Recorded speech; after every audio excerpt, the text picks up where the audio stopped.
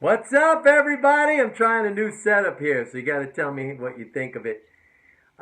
Cool thing, just want to let you know, the Fed has this thing called the Data Download Program, DDP. If you go to federalreserve.gov, all of its data releases, like the H.4.1, which I include in my MMT Trader Report, that's factors affecting reserve balances, that comes out weekly, or the H.8, that is the banking information, the banking data that comes out weekly. You could download all the data from those reports, line item by line item. So there's this one particular one that I just downloaded, which I think is pretty cool. And this is the Fed's interest earnings, the earnings on its holdings, right? I mean, the Fed has 4.5 trillion in assets, and it earns interest. Most of that is in the form of U.S. Treasury securities and mortgage-backed securities, right? It earns interest, and it earns a lot. We know that because every year it turns over like $100 billion to Congress.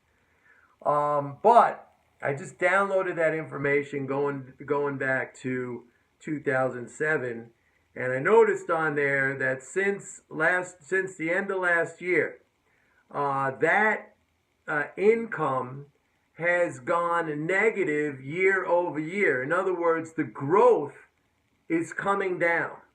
Now, why is this important? It's important because all throughout this time when the Fed had accumulated all these assets, it was literally siphoning off that income from the economy as a result of those asset purchases, and then handing that over to the Treasury every year, okay, as it is required to do, and that went to paying down the deficit. So all these, all the deficit hawks were happy in Congress because the deficit was coming down and the Fed was adding $100 billion every year.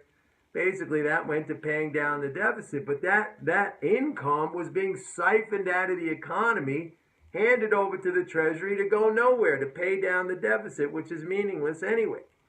But now that the year-over-year growth in that income is going down, it's negative, that difference, what the Fed is losing, and why is that happening? Because the Fed is paying interest on reserves out of its own income. That's what it asked to do back in 2008, and Congress granted it that authority.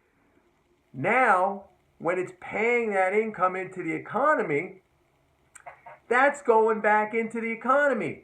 And you could see why when it was removing that income, and everybody, all the nut jobs were crying, this was going to be hyperinflationary and the dollar was going to collapse. That never happened. As I said, it was never going to happen because it was a deflationary thing. You're taking away income. Now it's putting it back in, okay? It's literally printing those dollars back into the economy. This is when all the nut jobs, should be talking about inflation and the dollar going down, but they're not. They don't get it. Anyway, if you want to download it, it's a free thing. You go to federalreserve.gov, you go to their data download program. You can play around with that.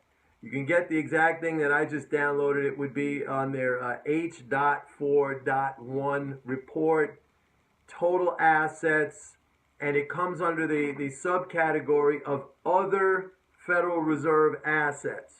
Okay, but there's a lot of stuff on there. You could go to your heart's content downloading data. Hey, how do you like this new setup? A little bit less shaky, I think, right? All right, everybody. See you later. Bye bye.